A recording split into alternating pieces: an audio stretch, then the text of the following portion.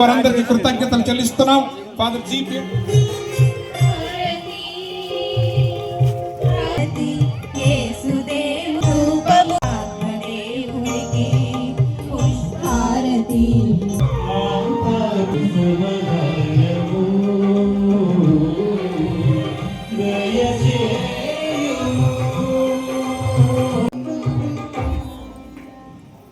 గుర్తుంచుకోండి.